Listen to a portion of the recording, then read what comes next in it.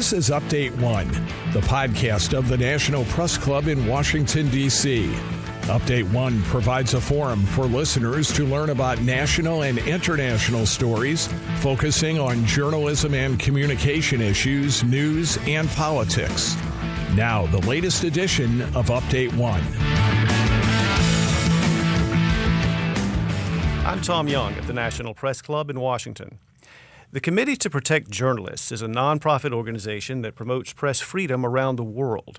The New York-based group's mission statement says it defends the right of journalists to report safely and without fear of reprisal. By some accounts, reporting safely and without fear is getting harder to do. That's why CPJ is calling on President Biden to take a stand on behalf of press freedom, both at home and abroad.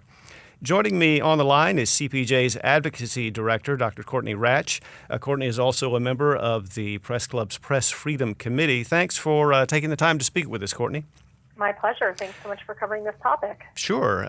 First of all, what steps would you like to see from President Biden? Thanks. Well, this is the excellent question, because I think that the Biden administration has an opportunity to restore U.S. press freedom leadership after a real abdication of this role over the past several years. So we are calling on the Biden administration to do a handful of things. Chief among those would be a major speech in support of press freedom from President Biden.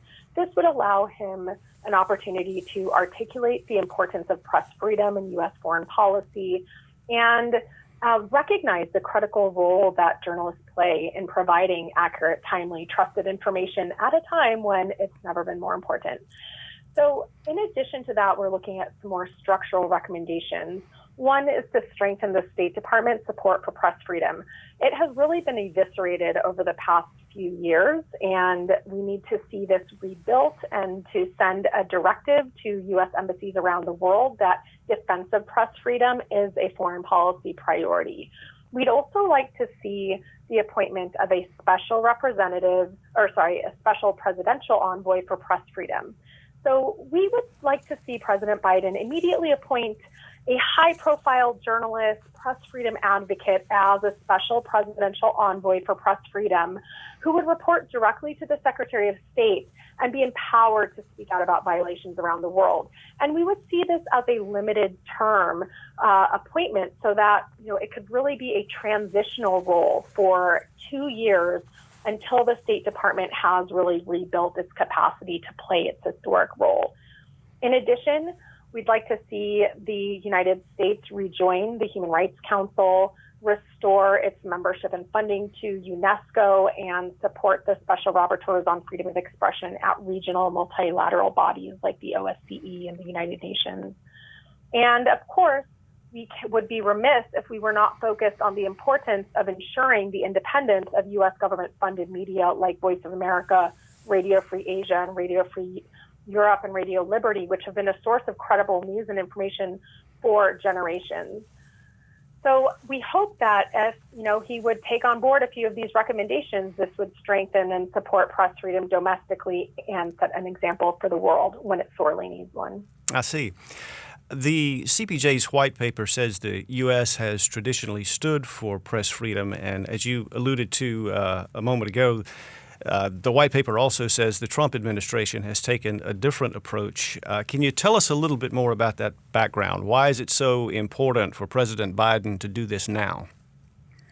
Sure. The past 4 years have really been a dark spot for press freedom and journalism generally in the United States and around the world, in part, and in large part, due to the constant vitriol and anti-press rhetoric emanating from the President of the United States and on down through the ranks of government. This has had a really profoundly negative impact on the role of journalists around the world and the use by authoritarian regimes and by democratically elected governors around the world who have pilloried the media, who have delegitimized the very concept of fact and fact-based journalism, undermined its importance in democratic processes, and sought to delegitimize journalism by labeling it fake news pillaring journalists by calling them fake news and enemies of the people. And this is very dangerous, not just rhetorically, but because it has also resulted in a rise in the number of journalists who are imprisoned on false news charges and on the adoption of legislation around the world that is ostensibly designed to stave off fake news, but is in fact typically used to repress independent reporting. Now, we're not saying, of course, that this is attributable to President Trump. China, Russia, etc., are more than happy to use the cover of American rhetoric as an excuse for their own repressive tactics. But we have seen a direct correlation between that rhetoric and the legitimization of it by governments around the world. I mean, Egypt loves to imprison journalists on false news charges and has gotten a free pass. We also need to see some resolution to Jamal Khashoggi's assassination by Saudi Arabia and the failure of the United States administration to hold the Saudi officials accountable. This has really sent a very chilling signal around the world. It's hard to overstate that, but as a journalist myself who used to work in the Gulf for a Saudi-owned newspaper, I speak both from personal experience as well as from the experience of so many journalists that we talk to, that the failure to hold Saudi Arabia accountable has had a long-term chilling impact and sent a real strong signal around the world that the United States is not going to stand up for its journalists or other journalists around the world. So the Biden administration needs to come in strong and change this initial, do something at the outset of his administration to change the trajectory. Otherwise, I think we have real concerns about what this is going to mean for journalists and press freedom in the United States, where we have seen historic levels of press freedom violations, and around the world, where, again, we have seen more journalists imprisoned than ever before and a doubling of journalists murdered this year. Well, speaking of the danger to journalists in other countries, just last month, Iran hanged a journalist. And also in December, a reporter in Afghanistan was shot to death, and I could list more. A CPJ report says in 2020, the number of journalists killed in retaliation for their work more than doubled. Do you feel press freedom is eroding around the world more now than, say, 10 or 20 years ago? Well, that's hard to say because we saw a very detrimental impact from the war on terror on journalism around the world. Because what happened with that is that we saw that anti-terrorism became used as an excuse to restrict and prevent independent reporting and retaliate against critical journalists. We actually see that anti-terrorism charges and anti-state charges continue to be the most common charge used to imprison journalists. So it's hard to say that it's worse because we also saw the Iraq wars and the Syrian wars result in a lot of journalists who lost their lives, both in crossfire because it was a dangerous assignment, as well as because of retaliatory murders. However, what is new about this period and what does raise serious concerns is that the global health crisis, the coronavirus pandemic, has provided a, seemingly legitimate excuse to restrict the free flow of information, to crack down on reporting that does not comport with the official narrative of events, and to retaliate against critical reporters. And the fact is there's a lot to criticize in many countries about government responses, and a lot of authorities don't appreciate that. And the problem is that once you adopt legislation or you put in place extensive surveillance apparatus that is ostensibly designed to combat the spread of a virus, that can easily be co-opted for other purposes, and it's very difficult to undo legislation once it's put in place. So I'm afraid that we're going to see, an ongoing long-term impact from this year, which again has led to historic numbers of journalists being jailed. And we see that journalists, again, typically over the past several decades that we've been, counting these things and gathering these statistics, murders of journalists typically make up about 2/3 of the journalists killed every year. And after a blip last year, we're back to those levels again. So that is, really concerning. One of the recommendations to President Biden that you mentioned earlier involved appointing a special presidential envoy for press freedom. Let's talk a little bit more about that. What kind of person would make a good candidate for that, and what would that position entail? Well, I think in order to have an envoy that would have the oomph that person would need as both a direct report, to the Secretary of State, and as the president's envoy, it would need to be a high-level, well-respected journalist, ideally somebody, an American journalist, somebody with press freedom credentials. And that person would really play a critical role to helping identify where the president and Secretary of State could make a difference by turning their attention. They could become, the president's champion on behalf of reporters who are under threat, maybe attending trials, showing that the administration is watching. I mean, one great example of this is Maria Ressa, who is the Filipino-American editor and founder of Rappler, which is a Filipino news site that is one of their most important news organizations in the country. And she is under serious legal threats there and travel restrictions. And yet we have seen very little being done by the administration to stand up for an American citizen, much less for any other sort of journalists who are under threat. So I think we'd want to see this special envoy be appointed for 2 years and play a role in really putting press freedom at the top of the agenda, speaking out forcefully, but also doing more than just speaking out, but also attending trials, putting that on the agenda, putting this into the diplomatic relations with other countries, and making sure that anyone who is pursuing the truth and is imprisoned or killed in retaliation for their work knows that the United States stands behind them and will not let their killers or imprisoners go free.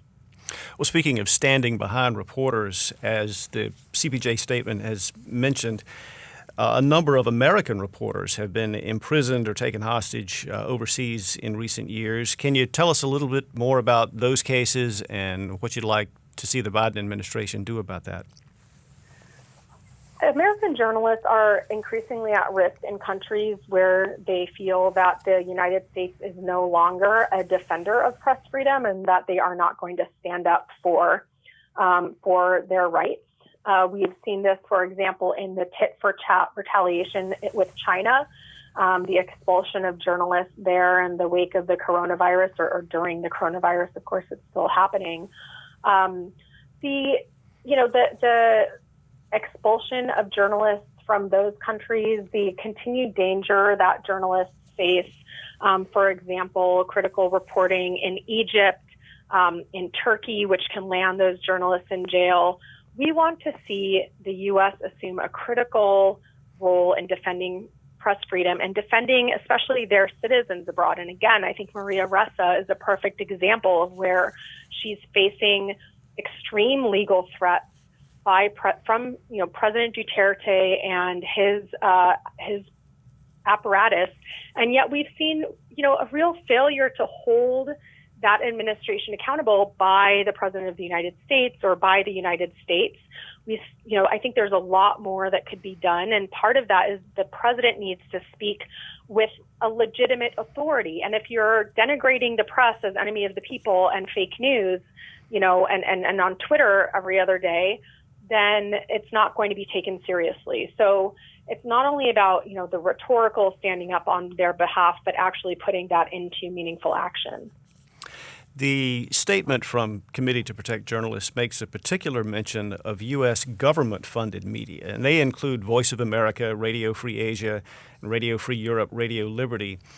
Bring us up to date on what's been happening with those media and what you'd like President Biden to do about it. Well, unfortunately, the credibility and independence of those media have been undermined by recent efforts to undermine their independence through the appointment of a political appointee that was pushed through Congress without, in our opinion, sufficient oversight, and coming in, firing the heads of all of the independent news organizations or compelling them to resign early. restricting the independence and funding decisions for the Open Technology Fund, preventing the renewal of visas for many of the reporters at the Voice of America. I mean, this has profound repercussions that will have a long-term impact. And so restoring the independence and the editorial firewall that has existed at the U.S. Agency for Global Media organizations, Voice of America, Radio Free Liberty, et cetera, is really critical. Many of the journalists who work for those stations were actually journalists in their home country, or they are currently based there, and are among some of the journalists that we at the Committee to Protect Journalists are advocating for on a regular basis because they're under such threat.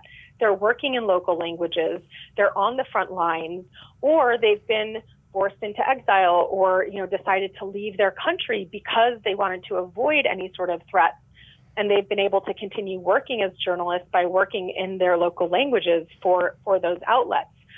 So the fact that, that they would decide not to renew their visas not only eviscerates those services of really important reporters and local knowledge and language, it also could put them at risk by sending them back to their home countries.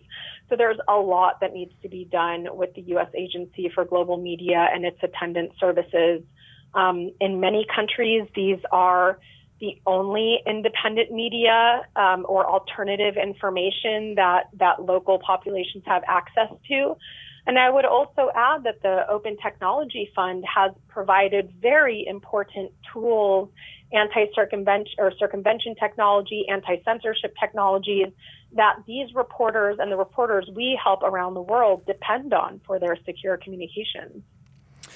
The Committee to Protect Journalists recommendations note that misinformation and online harassment have polluted the political environment.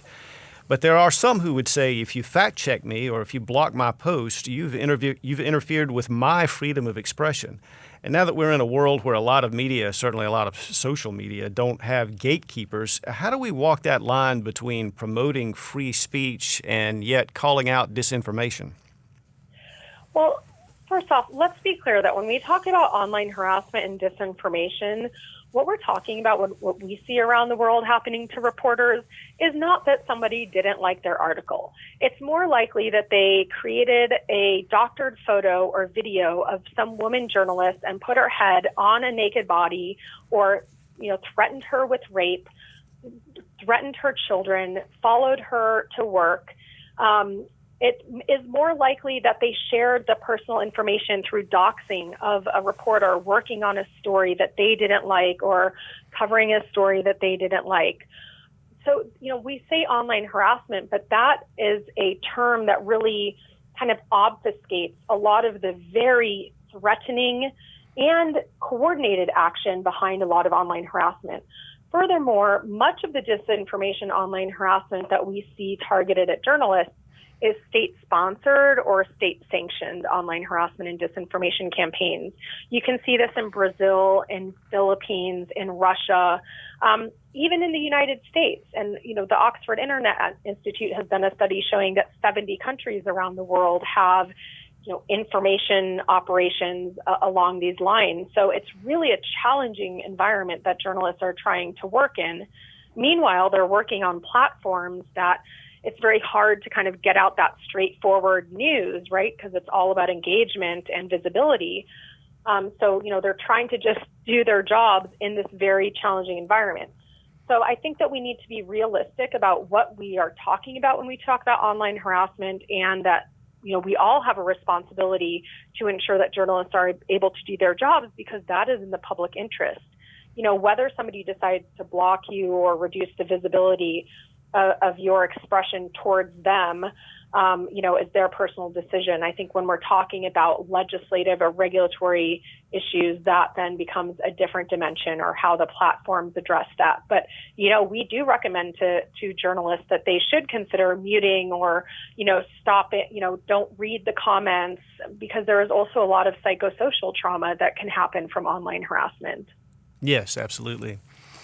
The last recommendation in the CPJ's white paper calls on the Biden administration to improve press freedom here at home, and by doing that, to set an example for the world.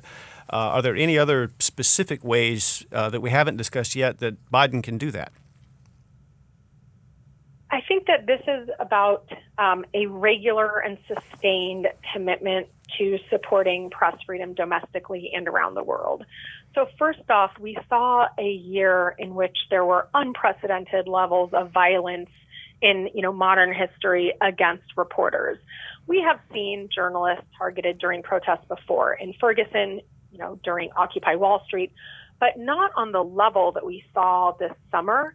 And the amount of targeted harassment and attacks from law enforcement, including at least 200 arrests of journalists, including the use of projectiles aimed at journalists, even those who are clearly identified as journalists or wearing identifiable information. So, we need to see clear condemnation and holding to account in the domestic venue, and then we need to make sure that he rolls back these DHS and CBP guidelines that have enabled, both under the Obama administration and the Trump administration, have enabled the surveillance of reporters and the seizure of their devices at borders.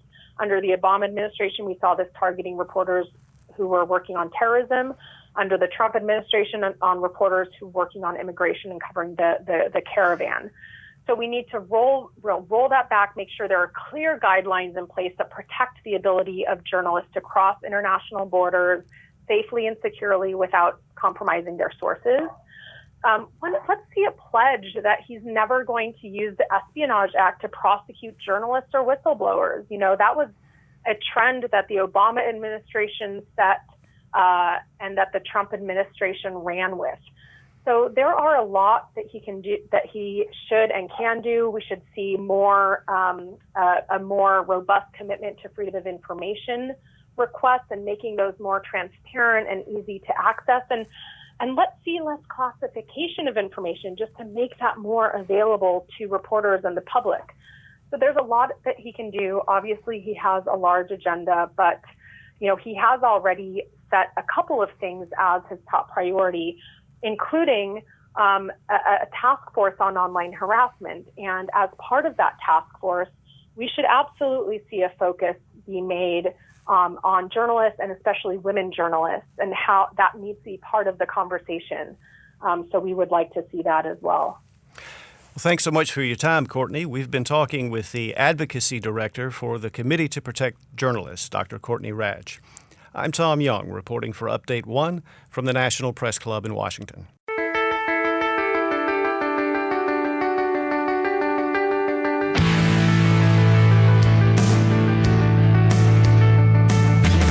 Update 1 is a production of the National Press Club's Broadcast Podcast Committee.